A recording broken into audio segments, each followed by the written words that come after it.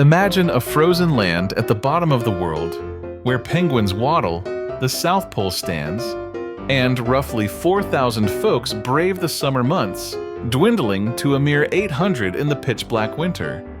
Nobody calls Antarctica home for good, so who gets to claim this icy wilderness? Beyond national borders, things like the ocean floor or even the stars are supposed to be humanity's shared treasure, owned by no one and everyone, preserved for those yet to come. It's a noble idea, but let's be real. When has humanity ever agreed on sharing anything that valuable without a fight? Antarctica's story starts with 19th century adventurers sticking flags in the snow, shouting "mine" into the void. These early claims were more hope than reality. Nobody could actually live there. Still, it was like a global land grab. By the 1900s, Britain tried to call dibs on the whole continent before settling for chunks along the coast. France and Norway jumped in, followed by some less savory players like Nazi Germany. Later, Argentina and Chile carved out overlapping pieces, betting Britain was too distracted to notice. Spoiler, they noticed, and it got messy.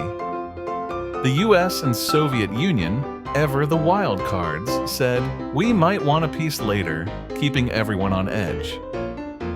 Fast forward to 1959, and something wild happened. 12 nations, USA, USSR, Australia, Argentina, Belgium, Chile, France, Japan, New Zealand, Norway, South Africa, and the UK, signed the Antarctic Treaty, a rare moment of "let's not screw this up." They banned weapons, mining, and nuclear shenanigans, turning Antarctica into a science lab and wildlife sanctuary. Fun fact, it's so pristine you can't even leave trash. Summer visitors, they're hauling their waste, including the unmentionables, back home. But here's the catch, nobody ditched their old claims. The treaty's like, pretend it's everyone's, but we're not signing away our slices. So, maps still show these weird claim wedges, except for one big unclaimed chunk, the planet's last nobody's land.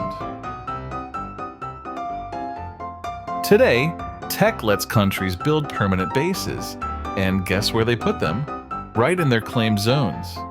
The treaty says Antarctica's for all, but it's got a loophole big enough to drive a snowcat through.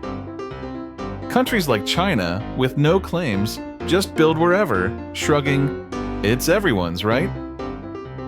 It's a bizarre limbo. Claims exist, but don't, until someone decides they do. In the 2040s, the mining ban's up for debate, and with oil and 70% of Earth's fresh water at stake, Russia or the US might cash in their "I claim it" cards.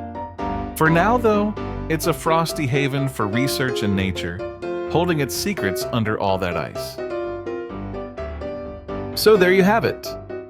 What's your own views on the current and future situation in Antarctica? Has this been done the right way? Or are we all on a path to certain conflict when the mining treaties start to expire? Cheers for the support on creating these videos. There's more to come. See you in the next one.